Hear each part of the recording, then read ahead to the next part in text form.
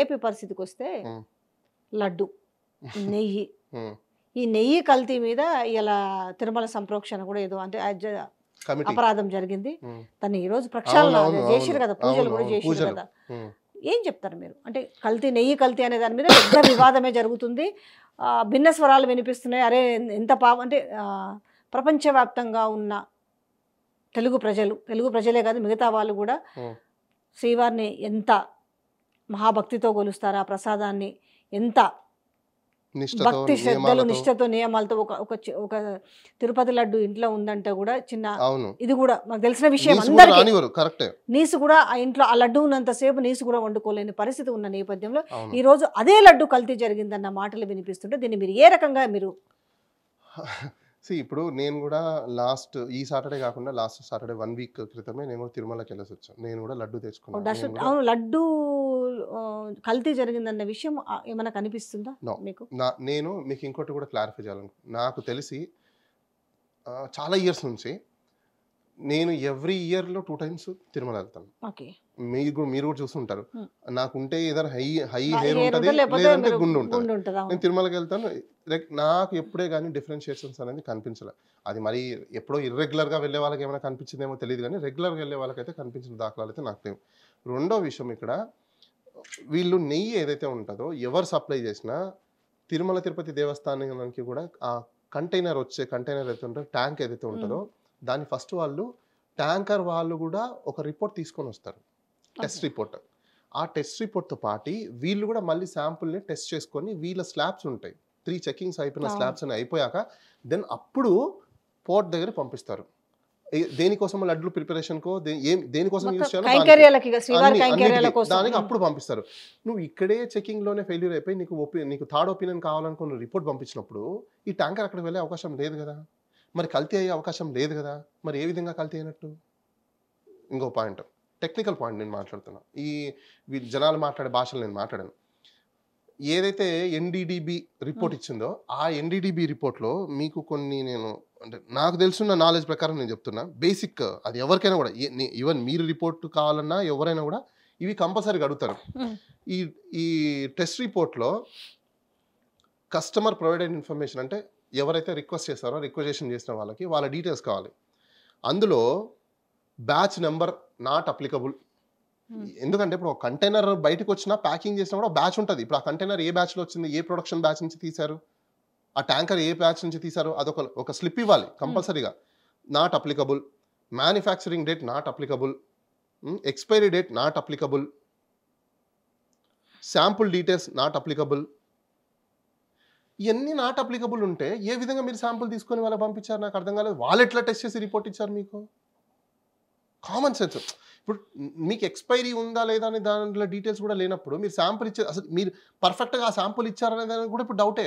ఏ sample ఇచ్చారో కూడా తెలియదు. ఇప్పుడు పాయింట్ అర్థమైంది కదా మీకు? ఏ కంటైనర్ వచ్చినా నాకు తెలిసి దానికి ఒక ఇన్వాయిస్ వస్తుంది. ఇన్వాయిస్లో క్లియర్గా డీటెయిల్స్ ఉంటాయి. దాంట్లో డెలివరీ చలాన్స్ ఉంటాయి. మళ్ళీ డెలివరీ చలాన్స్ కూడా రాస్తాడు. ఏ బ్యాచ్లో జనరేట్ చేశారు, ఏ బ్యాచ్లో ప్రొడక్షన్ అయింది, ఏ బ్యాచ్ నుంచి డిస్పాచ్ అయింది, ఆ బ్యాచ్ నెంబర్ ఎంత, దాని ఎక్స్పైరీ డేట్ ఉంది, ఏ రోజు మ్యానుఫ్యాక్చరింగ్ చేస్తున్నారు, ఎప్పుడు ఫైనల్ గూడ్ వచ్చిందని ఇవన్నీ రాస్తారు డెలివరీ చలాన్స్లో. మరి ఇవన్నీ లేకుండా, ఏం టెక్నికాలిటీస్ లేకుండా హడావుడిగా రిపోర్ట్ వచ్చేసింది. రిపోర్ట్ రాగానే జూలైలో రిపోర్ట్ వస్తే గత గవర్నమెంట్ చేస్తుందా? 15 రోజులకో 10 రోజులు, నాకు తెలిసి 10-15 రోజులు కూడా కాదు, ఎవ్రీ ఫ్రీక్వెంట్ ఆఫ్ వీక్లో వస్తూనే ఉంటాయి వాళ్ళకి రెగ్యులర్గా. కన్సంప్షన్ అయిపోతుంది. అంటే మీరు అంత స్టోరేజ్ ఉందా? 6 నెలలు 3 నెలలు 4 నెలలు ఉన్న స్టోరేజ్ ఉందా మన దగ్గర తిరుమలలో? I don't think so. కొత్తగా వచ్చే కంటైనర్లో ఉంటే చాలా వాళ్ళ మీద యాక్షన్. సరే పోనీ ఎందుకు చేస్తున్నారు? ఇది ఏమీ లేకపోతే మరి ఇంకొక వర్షన్ కూడా సరే ఏమీ జరగలేదు అనుకుంటే వెరీ సింపుల్ డైవర్షన్ పాలిటిక్స్. ఒకటి ప్రైవేటీకరణ, విశాఖపట్నం ఉక్కు ఏదైతే ఫ్యాక్టరీ ఉందో దాని వైజాగ్ స్టీల్ని ప్రైవేటీకరణ చేస్తున్నారు. ఆ అంశాన్ని ఎక్కడ బయటికి రానివ్వకుండా ప్రజెంట్ ఇప్పుడు ఏదైతే సూపర్ 6 ఏదైతే ఉందో ప్రజల దగ్గర నుంచి అక్కడ చాలా ప్రెజర్ వస్తుంది. దాన్ని కూడా డైవర్షన్ చేయడానికి ఈ 2 అంశాలను డైవర్ట్ చేయడం ఒకటి. మూడో అంశం ఏంటంటే ప్రజల్ని డైవర్షన్ ఆఫ్ పాలిటిక్స్ని తీసుకెళ్ళడానికి ఎందుకు చేస్తున్నారంటే అమరావతికి సంబంధించిన క్యాపిటల్ ఏదైతే ఉందో అగ్రికల్చర్ ల్యాండ్ అది కొంతమందికి చెందిందని చెప్పి ఎప్పటి నుంచో అందరూ గగ్గోలు పెడుతున్నారు. మొన్న వరదలు వచ్చిన తర్వాత ఆ వరదల ఎఫెక్ట్కి జనాలు కూడా ఇప్పుడు భయపడుతున్నారు. రియల్ ఎస్టేట్ కూడా పడిపోయింది ఇక్కడ. ఎక్కడ రిజిస్ట్రేషన్స్ కూడా లేవు చాలా వరకు. మీరు ఈవెన్ ఆర్టీఏ పెట్టి తీసుకున్నా కూడా గత 6 నెలల కింద నుంచి ఎన్ని రిజిస్ట్రేషన్స్ అయ్యాయి, ఇప్పుడు ఎంత రిజిస్ట్రేషన్స్ అయ్యాయని ఈవెన్ రియల్టర్స్ మొత్తుకుంటున్నారు. నాకు తెలిసిన వాళ్ళు చాలా మంది రియల్టర్స్ ఉన్నారు, అన్న ఎక్కడన్నా రేట్లు మాత్రం పెంచాము, గజం 25,000 రూపాయలు చేసాము, కానీ కొనేవాడు లేడు, గతమే బాగుండేది మాకు, కనీసం 18,000 16,000 17,000 ఎంతో కొంత పోతుంది, ట్రాన్సాక్షన్స్ అన్న వచ్చేవి, ఇప్పుడు మేము 25,000 గవర్నమెంట్ వచ్చింది కదా అని పెంచితే కొనేవాడే లేదు, దిక్కులేదు మాకు అసలుకి ఇక్కడ అని చెప్పేసి మొత్తుకుంటున్నారు. అంటే వీళ్ళు ఏంటంటే రియల్ ఎస్టేట్, ల్యాండ్ మీద వచ్చే డబ్బులు అవి చూసుకుంటున్నారు తప్పనించి అసలు భారతదేశంలో నాకు తెలిసిన ప్రపంచ దేశాలలో ఎక్కడ పెరగనట్టుగా ల్యాండ్ రేట్లు పెరిగే ఏకైక కంట్రీ ఏదైనా ఉందంటే అది ఇండియా. ఇండియాలో ఏకైక స్టేట్ ఏదైనా ఉందంటే అది ఆంధ్రప్రదేశ్. ర్యాపిడ్గా పెరుగుతుంది ఓవర్ ద నైట్. ఈరోజు నైట్ ఒక రేట్ ఉంటుంది, రేపు మార్నింగ్ ఇంకో రేట్ ఉంటుంది, అది ఎవరు చెప్పలేరు. ఇంకా గవర్నమెంట్ చెప్పే ఇప్పుడు ఈ గవర్నమెంట్కి తెలియదు, ఇప్పుడు 25,000 అక్కడ నడుస్తున్నప్పుడు నీ రేటు ప్రకారం ఫెయిర్ మార్కెట్ వాల్యూ ప్రకారం రిజిస్ట్రేషన్ వాల్యూ ప్రకారం అమ్మాలి కదా. మనం ఏం చేస్తున్నావు, కళ్ళు గంతలు కట్టుకొని కూర్చున్నావా? దాని మీద యాక్షన్ తీసుకోవాలిగా, తీసుకోరు. ఇవన్నీ డైవర్ట్ చేయడం కోసం ఇప్పుడు అమరావతి మునిగిపోతుంది అనే ఇష్యూ ఎక్కడ బయటకు వస్తుందో, ఎక్కడక్కడ ఇన్వెస్ట్ చేసే ల్యాక్స్ ఆఫ్ ఇన్వెస్ట్మెంట్స్ ఏదైతే ఉందో దాన్ని డైవర్ట్ చేసుకోకుండా వాళ్ళకి పర్సంటేజ్ రాదు కదా. ఇప్పుడు అమరావతి డెవలప్మెంట్ చేసేటప్పుడు 1,00,000కి పర్సంటేజ్ ఉంటుంది వీళ్ళకి, ఆ పర్సంటేజ్ రాదు. ఆ పర్సంటేజ్ రాలేదనుకున్నప్పుడు ఏం చేస్తుంది, ఇప్పుడు ఇవన్నీ ఎఫెక్టే కదా. ఇన్వెస్ట్ చేసేవాడు ఏమని చూస్తాడు, నాకు అక్కడ ప్రాఫిట్ వస్తుందా లేదని ఖచ్చితంగా నేను చూస్తాను. ఇదే డైవర్షన్ పాలిటిక్స్. కానీ ప్రపంచవ్యాప్తంగా మన శ్రీవారి ఘనతని, శ్రీవారి యొక్క మహోన్నత్యాన్ని మనం తగ్గించుకుంటాం కదా. అయితే వాళ్ళు అనుకున్నది ఒకటి, జరిగింది ఒకటి. బేసిక్గా వాళ్ళు ఏమనుకుంటారంటే ఇది గుడ్డ కాల్చి మొహాన్ని వేసేస్తే వాళ్ళ మీద పడుతుంది, వాళ్ళు డ్యామేజ్ అవుతారు. కానీ వీళ్ళకి తెలియని విషయం ఏంటంటే అసలు ఆ అంశాన్ని, సెన్సిటివేషన్ అంశాన్ని తీసుకురాకూడదన్న సెన్సింగ్ వీళ్ళకి లేదు. ఒకవేళ అలా జరిగినా ఇంటర్నల్గా వీళ్ళు ఫస్ట్ రెక్టిఫై చేసుకోవాలి. ప్రజలకి అది పెడితే బయట ఎలా ఉంటుంది చెప్పండి, దాని యొక్క ఔన్నత్యం తగ్గించుకున్నట్టు కదా, దాని క్రెడిబిలిటీ. ఇప్పుడు నేనున్నాను మేడం, నేను ఓపెన్ చెప్తాను, నిన్న కూడా లడ్డు తిన్నా. ఇప్పుడు నాకు నమ్మకం ఉంది కాబట్టి నేను తిన్నా, కానీ ప్రపంచ దేశం ఇప్పుడు ఈ బ్లాక్ మార్క్ పోతుందా? అది ఎట్లా, అది దాన్ని ఎట్లా? ఒకటి నాకు తెలిసి నేను ఒకటి చెప్తాను, పవర్ఫుల్ గాడ్ అంటారు అందరూ కలియుగంలో. ఇలాంటి తప్పులు చేయడం కరెక్ట్ కాదు వాళ్ళు, కానీ ఖచ్చితంగా దానికి మూల్యం చెల్లించుకుంటారు. ఎందుకంటే ఒకవేళ తప్పులు జరిగాయి అనుకో, ఎందుకంటే ఇప్పుడు అక్కడ హోటల్స్ ఉన్నాయి, చాలా హోటల్స్ ఇది వరకు కూడా రైడ్లు చేసేవాళ్ళు, కల్తీ నూనె అమ్ముతున్నారనో సరిగ్గా లేవనో జనరల్గా టీటీడీ వాళ్ళు చేస్తుంటారు, రోడ్డు మీద దొరికే వస్తువులు కూడా చేస్తారు వాళ్ళు.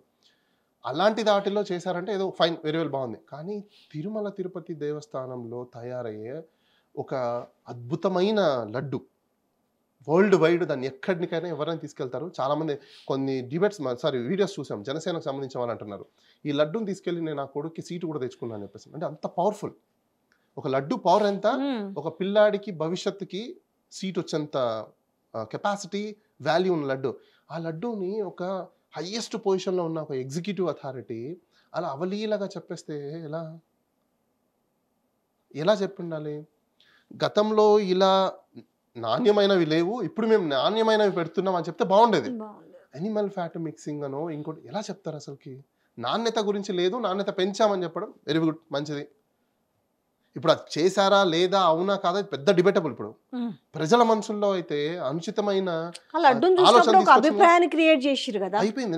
ఈ డ్యామేజ్ రాజకీయంతో ముడిపెట్టిరు లడ్డూను కూడా. ఇప్పుడు దట్స్ వాట్, ఈ డ్యామేజ్ ని ఎవరు బూడుస్తారు? ఎవరు బూడ్చలేరు. ఇప్పుడు ఆయన బీజేపీకి సంబంధించిన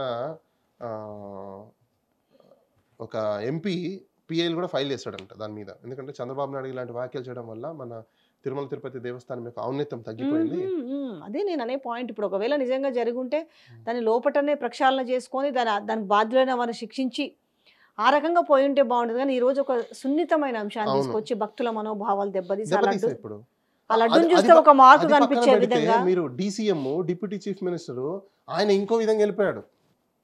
ఆయన దగ్గర పవర్ పెట్టుకొని మినిస్ట్రీ ఉంచుకొని ఇన్వెస్టిగేషన్కి సిబిఐకో ఇంకొకరికి కాల్ఫర్ చేయకుండా ఆయన నేను దీక్ష చేస్తా అని చెప్పేసి అనేసి, ప్రక్షాళన దీక్ష చేస్తా అని చెప్పేసి అని దీక్ష చేయడం ఏంటి?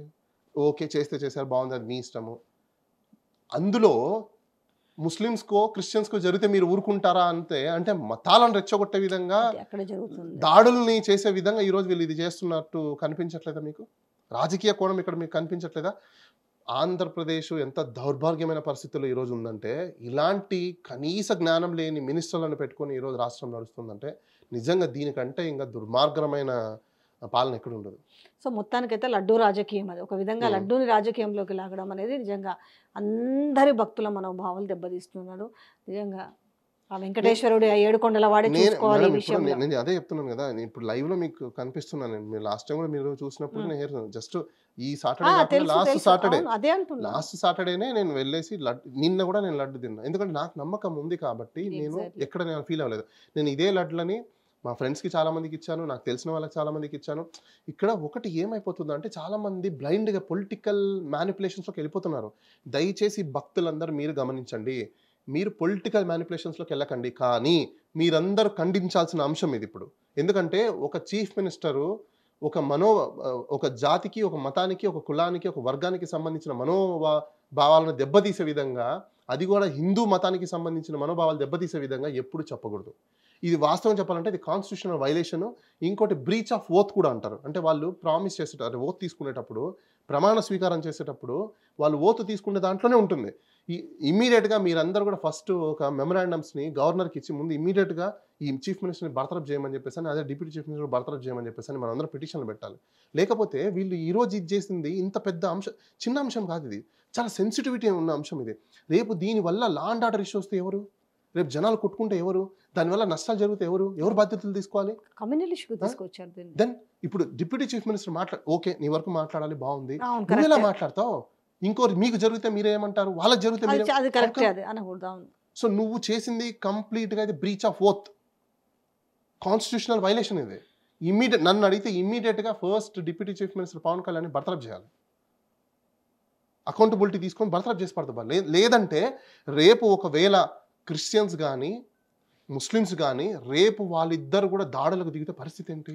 మా మనోభావాలు దెబ్బతీశారని చెప్పేసి అని ఇంటాలరెన్స్లోకి వెళ్ళిపోతే, సైకలాజికల్ డిజార్డర్స్ అయిపోయి వాళ్ళు కూడా ఏదైనా చేస్తే, లా అండ్ ఆర్డర్ ఇష్యూ వస్తే, పీస్ అండ్ ట్రాంక్విలిటీకి ఎఫెక్ట్ వస్తే ఎవరు రెస్పాన్సిబిలిటీ?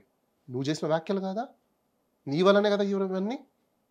సో ఇలాంటి ఇమ్మెచ్యూర్డ్ పొలిటీషియన్స్ని, ఇమ్మెచ్యూర్డ్ మినిస్టర్స్ని ఎటువంటి పరిస్థితుల్లో కూడా మనం కొనసాగించడానికి ప్రోత్సహించకూడదు.